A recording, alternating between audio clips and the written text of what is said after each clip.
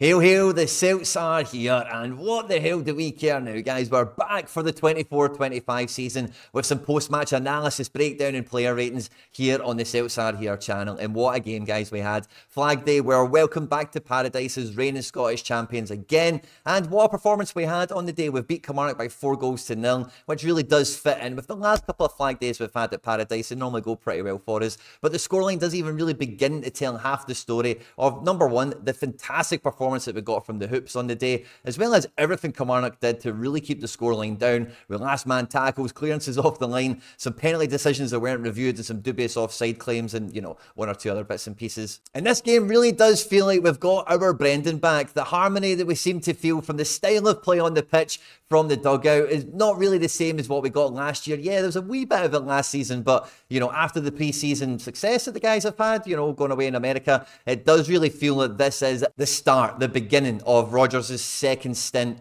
as Celtic manager after that kind of awkward year we had last year. At any point in the video today as we go through the game at the weekend, if you do laugh, you learn, you like something or whatever, please do like and subscribe to the channel for more content like this. We do podcasts, post pre-match analysis, transfer updates, all that good stuff, guys. And get into the comment section in this one and let me know, what was your big takeaway from Celtic 4, Kilmarnock 0? I always look forward to catching the comments, and I'm excited to hear what they're all about on this one. Stay out of trouble, and yeah, let's just get stuck straight into it. Now, with a performance like this, it is hard to know where's the best place to start for the breakdown, but it feels only suitable that we do start with the Celtic debutant that we had at the weekend, Kasper Schmeichel, the new Celtic #1 goalkeeper, of course, who was brought in, I would say, quite sharpish in the summer, did obviously the full pre-season with us over in America, so we've had a bit of a look at him already. But seeing him at Celtic Park, seeing him in paradise, being the #1 for Celtic on the day, he did live up to the billing, didn't he? He really did stand up. And a game that he wasn't asked to do too much in, but he was very confident, very capable. He made 2 saves. 2 of them were from inside the box. One of them was a diving save, and he managed to make himself a little sweeper keeper as well. He's managed to come out the box and collect possession for us as well. But his passing stats were impeccable. We only missed 1 pass in this game, which, you know, lost possession, we're out for a throw-in. A lot of his passes were pretty simple, but none of them went anywhere bad. And the couple of long balls he played, only one of them went missing. So pretty strong performance from him in a game where he wasn't really asked to do too much, you know, but he looked very comfortable in the role. He was very quick, you know. I was at the game and I could see, you know, every time the ball did leave the defensive third or whatever and we were pushing up, he was really good with getting on his bike and like running to like 20 yards out or something like that, which just allows the defence a bit more comfort and it pushes them up a little bit quicker as well, which helps keep us like well positioned on the halfway line to keep Kilmarnock or keep the opposition in their own half. So I thought overall, Schmeichel came out of this game with absolute pass marks. Lovely to see him pick up a clean sheet on his debut as well. I'm sure that'll do his confidence absolutely no harm at all. And I think this is going to signal the beginning of Celtic being like a real clean sheet powerhouse team where defensively, let's see how we do in Europe, of course, but domestically, I think we could get a significantly impressive defensive record this season, judged on from what we've seen at the weekend, because the defence now feels super well balanced, which does give me a bit of a cause for pause when it comes to the transfer business we've got to do, because Liam Scales gets a lot of the headlines and we'll talk about him in a moment. Carter Vickers, as we know, is always going to be that central fridge, you know, the wall that will not be moved, is a bit of the shield. And Alistair Johnson, as we know, in the right back position can be all things to all men. He'll play in this kind of back three shape when Taylor goes on to do his thing that we'll talk about just now. But Alistair Johnson can also cover, and does also cover, that ground to give overlaps and to give support and runs into the right winger as well. Especially as the opposition gets deeper and deeper, he does like to come up into these areas here and interfere with the attack, which is great. But from what we've seen at Greg Taylor, this really did surprise me, because Taylor was fantastic. Hatate is man of the match, right? But not too far behind that for me is Greg Taylor, because we've seen proper inverted fullback Greg Taylor in this game. But what was super impressive about it is he was physically, I think, the best he's ever looked, honestly. There was so many times in this game where I wasn't sure if it was Hatate or Kuhn, because number one, of how good he was when he was on possession, how good his decision making was, also how high on the pitch he was getting. But it was the types of positions he was getting into as well, because this inverted fullback, when you see it coming in, he's meant to sit there next to Taylor and give O'Reilly and Hatate a lot more freedom to go on and attack and pick up pockets of space, which they do, and this does kind of help, you know, build our attack out from a defence, from a team that is going to sit in deep and narrow and, you know, make it a deep block and 2 banks of 4 and all that kind of thing, which is great. But Taylor, you know, under Ange, we've seen elements of this certainly, and last year it didn't really he never really went full inverted fullback, I think, especially not to the extent as what we've seen at the weekend, because he would always be in front of Callum McGregor, and he was very often the most effective overload player that we would get, maybe out in the left-hand side here, maybe through the middle, but so often in the build-up play, he was actually over on the right-hand side of the pitch here, which just then forces Kilmarnock into some really awkward decisions so often in the game, and it means that when, you know, we are comfortably in possession, we've just got them on their back foot a bit more, and then we can take some of the chances that we can, and then ultimately we can get some better spaces for some of the more effective players to get into. So as much as, you know, it feels really good to start the video off with Kasper Schmeichel, the debutant and all the rest of it, when we look at the defence, I cannot do this video without underlining how amazing Taylor was in this game, and really, like, at SPFL level, he's got this in him. He can do this, especially at home against anyone in the league. For me, there's no doubt about it. The question mark is, number one, are we going to keep playing the inverted fullback thing in Europe? If we are, great, no problem at all with that. But we tend not to. And then we're putting Taylor in a slightly different position, and that's why we think we have a need for a left back. So if we're starting off the game, the season, with Taylor being so good in this role here, you know, is that the sort of player we're looking to upgrade on? Are we going to keep this kind of... Because the shape it allows you to build out with is a back three, a box midfield, and then you've got your wide forwards as well as your target man. You know, against a lot of different oppositions, not just domestically, but across Europe, like, that shape will make you competitive as long as your individuals can do well in their individual battles. You know, they're not getting, you know, possession lost at every opportunity. They can, you know, beat a guy on a dribble, play a pass forward, and then the guys that we've got in these other areas, again, good enough in their one-on-ones to at least create some chances or whatever. So there's nothing wrong with setting up like this, or not anything to be worried about, I would say, for setting up like this in Europe necessarily, as long as you believe in the defence to recover well and the goalkeeper to do his part, which it feels like, you know, from what I've seen at the weekend, that's the way that the ethos of the team is kind of going at the moment. And McGregor had a decent game here, don't get me wrong. I'm one of McGregor's probably biggest critics. I just expect him, especially in the final third, to maybe be given us a little bit more than what he does, because of really, like, he is a final third player, like, coming through the ranks at Celtic, coming through his Celtic career as a midfielder, you know, no matter what the manager is, up until kind of like Ange or so, maybe a wee bit of Lennon. This is a guy that's been final third effective all the way through his career, and I'm not buying the legs have gone stuff and whatever. He still covers every blade of grass. He can still play 90 minutes every week. He's never been lightning quick, and he doesn't need to be as well. You know, we've seen guys like Aaron Moy, etc., you know, be a lot more final third effective than we see McGregor. So maybe I'm a little bit harsher on him than normal, but it's just when I see Taylor always in front of him and then finding these little attacking spots, I just think, like, are we maybe missing a little bit here from, like, McGregor could do that, and if we had a different inverted fullback, maybe they're just more of a defensive shield type player. So McGregor, I thought, did well in the kind of pivot position, the controller role that Brendan Rodgers loves, and I think that there probably is no sign that there'll be any development in the kind of midfield, but I just kind of tie that in with my thoughts with the left kind of fullback here. Now, Scales, like I mentioned a moment ago, does get a lot of the headlines coming out of this, and for me, like, I'm a big Scales apologist or fan or whatever you want to call it, but Scales, like, I didn't see anything different from him at the weekend to what he was doing basically all of last season. Maybe the only differences was when he was getting into these kind of, you know, nosebleed positions where he's crossing the halfway line, he actually maybe just went a further 5 or 10 yards actually traveling with the ball before making his decision. And a lot of his passes, like, I thought he could have had, you know, the scope to be a wee bit more ambitious, because we have seen him, like, and I know it's not any claim to fame or whatever, but previously in his career, a bit more of a left back, a guy that can put a bit of a cross in. Not amazing, but he can do it. And we didn't really see any of that from him, but we've seen much better, like, just making sure the passes were successful and they were going to the key playmakers. So, like, other than carrying the ball maybe like 3 times, an extra 10 yards, and making a relatively simple pass for the ones that did come off, he tried 1 or 2 that were maybe a wee bit more exciting down the channel, that maybe it was just a wee bit too much pace on it, and, you know, ultimately we never got on the end of it, which was fine.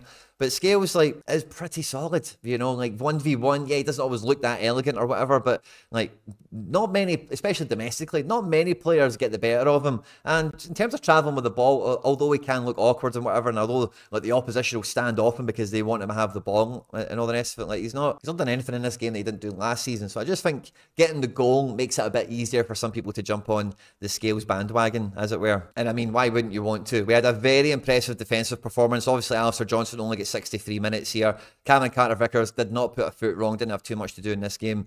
But Greg Taylor, Liam Scales, like I say, these guys were just on it in a big, big way. Liam Scales broke the charts for how many successful actions he recorded throughout this game. 2 shots on target, a contest won, a couple of attempted assists, 169 accurate passes, 50 of them in the final third. That's how high up the pitch he was actually getting in this game. And out of the volume of passes he's getting here, only 12 of them have been missed. I don't think you can really hold that against him here. Huge dual success percentage here as well. A couple of interceptions, a couple of tackles, and a bunch of effective clearances. He was just the imperious centre-back that I've always kind of recognised him to be for better or worse, and he really did show that in a big way in his performance. To look at Taylor's contribution, again, he's got a tackle 1 there, 22 accurate passes up into the final third, winning a fair amount of duels.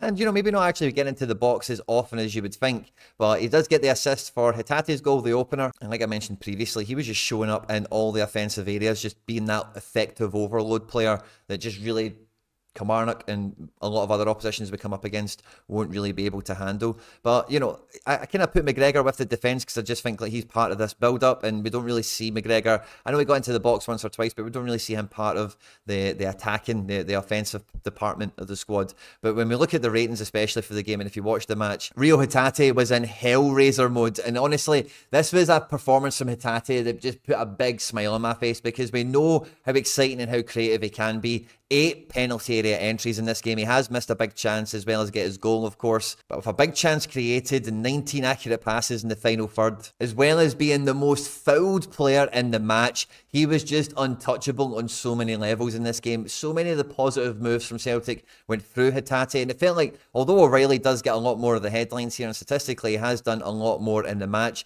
for me, Hatate was man of the match on the day. He was awarded it justly.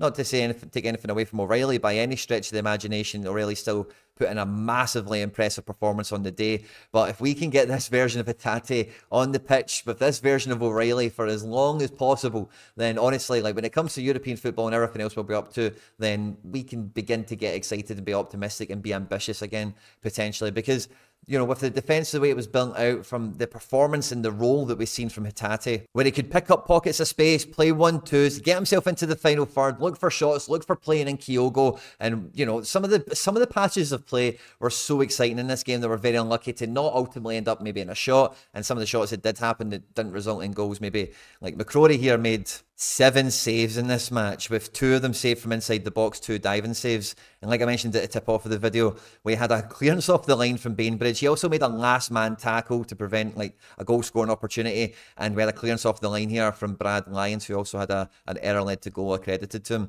We had so many sequences of play where we were cutting them open, and Hatate was the main threat, where they were pulling him down. He was the most fouled player in the game. Not all the fouls were actually given, and he was, like I said earlier, in absolute HELLRAISER mode. I mean, you've got a guy of his mobility that's playing like that, alongside a guy that's got the physicality and the quality of O'Reilly. Then even when somebody like Kilmarnock is playing in this low block and trying to, you know, keep the spaces between the lines tight and it's really hard to play into, then it becomes even less that they're able to do. Because when you've got the quality of O'Reilly and Hatate picking up these little pockets, and then Taylor just buzzing about, along with Kyogo, by the way, because Kyogo's not static either, and just popping into people's blind sides, hiding in the shadows, getting you know, little 1-2 interchanges played off them. You know, you can only defend that for so long before the dam breaks and the goals start to flood in. And that was kind of the way the game went. You know, the punches and bunches. You know, it didn't really feel like there was a period in the game. It felt like the whole game we were really going at them. And, you know, one of the things that Celtic really lacked, kind of in the transition year we had from Ange to Rodgers last year, if you like, is like a real cutting edge in attack. You know, we did have to have those SOS transfers in January of like Kuhn coming in, Ida coming in, etc. Because like the attack just never really seemed to be fully polished, and look, where we're getting bailed out by Luis Palma 40-yarders against Motherwell and stuff like that for a while. But the front three, we had vintage Forrest here on the left-hand side, cutting in on the right, which, you know, he didn't get on the score sheet or make an assist or do anything like that himself necessarily, but you wouldn't know his age on the game. It did look like he was winding back the years, and, you know, the Kilmarnock defence really couldn't cope with him from the largest part. And alongside Taylor, like, you know, there was a great telepathy over there where they could just cover for one another, hang back, overload, play 1-2s. And that's one of the benefits of building a squad over the seasons the way we have, and why I've been a big advocate for a lot of these players, Forrest being probably the main kind of talisman in this situation, is like, you know, there's a cohesion as a squad that you need. Your tier 2, your Forrest might not always be best 11 for us, same with like maybe Ralston, who comes off the bench in this game and gets a goal, maybe Taylor, if time goes on, let's see how the transfer policy goes, maybe Scales. But by having these guys at the club long term, as long as they're happy to be here and they do play to this level when called upon, this is what separates us from the rest of the pack. And it's so easy to forget when things are going well and you demand that every sub comes off the bench and can score a goal, and everyone in the team has got a really valid transfer value and outlook. We should only be looking for guys that have, you know, got more of their career ahead of them than behind them or whatever. It just really goes out the window because, you know, physically he's still there, the experience, but let's say that telepathy, that kind of synergy with the rest of the team that he's been training with ever since they've been here, because he's been here forever, does set you up for success in these types of situations.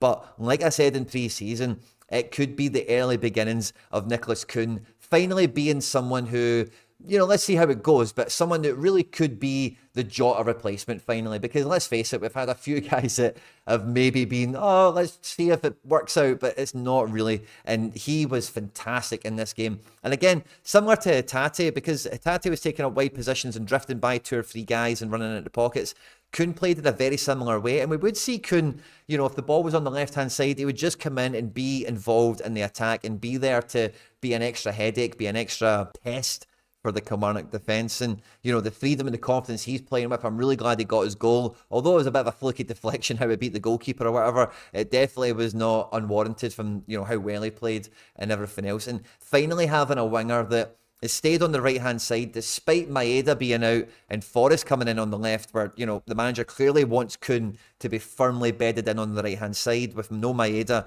he's not reverted to maybe trying Kuhn on the left, playing Forrest on the right or anything like that. I think like Kuhn is definitely going to be our #1 right winger, and seeing a guy that can be unpredictable, can go inside, can go on the outside, can shoot and can cross, and really whoever he's up against has got a big shift on their hands. It's great to see. But Yang failed to deliver. Palma isn't a winger, and we'll come on to talk about Palma in a second, I suppose. But seeing Kuhn being like the typical Celtic winger that you want to see, a guy that is brought in for money, is brought in as a prospect, you know, great to see from him. And that's part of the feeling that I think we're getting from what I mentioned in the intro, between the likes of Kuhn, Hatate, and I would say Taylor. You really do feel the Rodgers effect coming from the dugout and translating onto the pitch, where it doesn't really, because last season it did feel like at times that he was managing someone else's team in a roundabout way, didn't it? But now this firmly does feel like a Brendan Rodgers team, and I think these 3 players are definitely key to that. But we did see a really feisty Kyogo in this match as well, because Kyogo normally is the arrowhead forward that's coming out of these matches with not too many successful actions. He's not really been involved in the play. We're asking him to hang on the last defender and stretch the game and, you know, just be that pest whenever they are trying to play out from the back. And although, yeah, he did do all those things, we've seen him drop a bit deeper, a bit more often in this game. And ultimately, like, he did just feel like a more complete player, and it does feel like Rodgers is maybe getting another level out of him, that kind of level that we've seen him bring to Celtic. I think when he first signed for us, it's maybe waned over a season and a half or so. Although his goals have been there, I think again, similar to McGregor, I've been quite a big critic of Kyogo last year, that I do think he squandered chances to maybe play in easy assists for other teammates when the games have been tight, and sometimes like the chances he takes are, he should do better with. And I think that, you know, we've seen an assist in this game, and we did see an improvement, I think, in the front 3, especially when Dyson was playing in pre-season, a bit of that front 3 synergy. But the wee man finishes this game having lost possession 9 times, which is quite surprising. 4 of that will be through missed passes, but he's made 17 passes in this game accurately, 7 of them in the final third. 2 of them were long balls. These are balls where he has trying to play it quick and slice open the opposition, and ultimately it's just not quite came there. One of them did result in a shot, which will be the attempted assist, of course. He's got 2 big chances missed, so again, no goals in this game, and maybe 1 or 2 of them could have been a penalty shout. For me, like, from where I was sitting, I thought he was onside for the one he get played through on. And, you know, again, you know, referees, you guys can tell me all about it in the comment section. But again, we've won 4-0, so it just sounds like petty to moan about it. But sincerely, like, some of these chances, I think the wee man's been hard done to here. An attempted assist, 3 shots on target, and a 1 contest as well. So good day at the office for little Kyogo here. Kuhn's finished the game with 4 shots on target, 6 penalty area entries, which is balls into the box. 2 big chances missed for him as well, by the way. So that's 4 goals we've left on the table in the front 3 so far. 18 accurate passes from him. Kyogo wasn't too different, was it? 14 of them were in the final third. And wee Jimmy, 40 accurate passes, 25 of them in the final third. He's only missed 4 passes himself. He did lose possession 13 times though. And 4 attempted assists, 3 balls into the box, a shot on target, and a dribble won, a one contest as well. Good wee day at the office for wee Jimmy, despite not getting on the score sheet or whatever. Now, in terms of the subs, of course, Ralston comes out of this game with absolute massive pass marks, getting the 4th goal and showing and really embodying what we all love about the Bricky. That never say die attitude that no matter how kind of dramatic his international career was in the summer, it's back to business at Celtic. He's played all the pre-season games for us, essentially, but then loses his starting spot to Alistair Johnson. Doesn't bother him at all, you know, super professional club man. Comes on the pitch, does his shift, puts in a great performance, gets his goal, gets his just rewards, and we're super happy for him. But the other subs, it feels like they're all on audition still at the moment. We regularly do see Odenholm come on into the Hatate role, and when he did come on, it was not just that he come on for Hatate and take up that role on the pitch of attacking playmaker, but we also see that, again, we've seen this a few times, there's maybe this kind of change of midfield balance where we see a bit more of a double pivot come into midfield and we allow a wee bit more space up in the final third for Odenholm to maybe, you know, show us what he's got, as well as the wingers. Now, Luis Palma, for the very few interactions that he had in this match, I thought actually showed a lot of signs of promise, a lot of green shoots of progress, perhaps, that he's maybe wizened up over the summer, he's maybe got a little bit better, because there's no doubt in this guy has got one of the best, highest levels of technique at the squad, at the club, at the moment for shooting, crossing, all that good stuff. But what he misses is some of that wing play, actually being able to take a guy on, beat them, actually knowing when's the right time to pass and when's the right time to shoot, and, you know, playing for the shirt rather than just playing for his own highlight reel sort of thing. So he didn't have much going on in this game, but I'm always watching him quite intently, and, you know, the few interactions he had, you know, it did feel like it was a bit of a different player we were seeing, and I'm rather interested, I don't know if I'd say excited, to see what we get out of Palma this year, because he's not starting.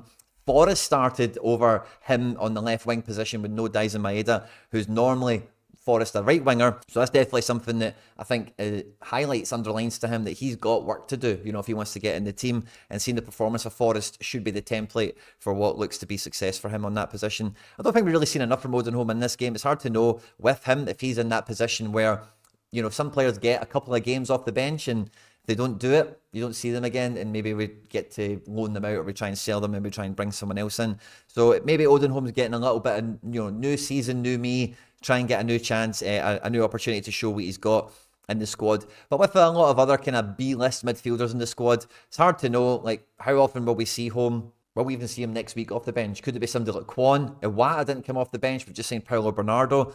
So it's hard to know. But again, he did come on for Hatate, and some of these other guys you might suspect would be regular substitutes for maybe McGregor or O'Reilly, if you think about the profile and the roles and responsibilities that the midfield have. Yang, you know, like, Yang was Yang. I don't remember him really doing anything in this game, but again, firmly down in the pecking order, needs to show something. Otherwise, while this transfer window's open, maybe it makes sense to try and get him on loan, and something that, you know, he needs minutes. And if this is how far down the pecking order he is, because if Maeda's fit, we've got Forrest to come on in that right wing position later on in the match. So a bit of a sad opportunity for him. Didn't really do much. Kyogo gets 90 minutes, you know, and I thought, you know, when I was looking at the bench and as the game was progressing, I thought Kyogo doesn't really get 90 minutes that often for one reason or another. But I thought if Kyogo was to come off, it might have been interesting to see Palma in that role there and see how he got on. But, you know, that wasn't to be. Maybe that's something we'll see next week or further on in the season.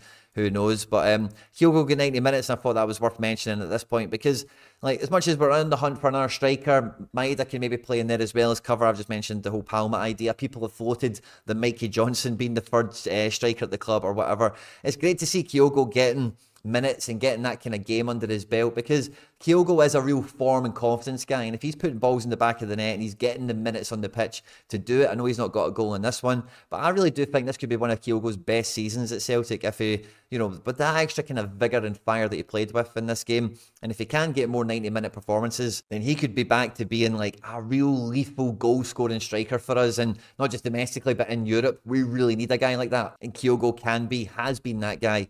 And, you know, good to see early season. He's going to get a lot of high-value reps in ahead of what is going to be a very important year. But ultimately, front to back, back to front, I think the Celtic squad was overall really impressive on the day. And like I mentioned in the intro and a few times throughout, it feels like we've got our Brendan Rodgers Celtic back. Phenomenal scores, phenomenal performances from the players from back to front. And really now it is all on to Hibs. The next game, we take one game at a time. We're trying to get through the transfer window as well. Brendan Rodgers, some fans were talking to Peter Lawwell outside the stadium as well, but everyone is kind of saying there's money there to be spent and we're trying to go out and get a couple more recruits. We know who we're after.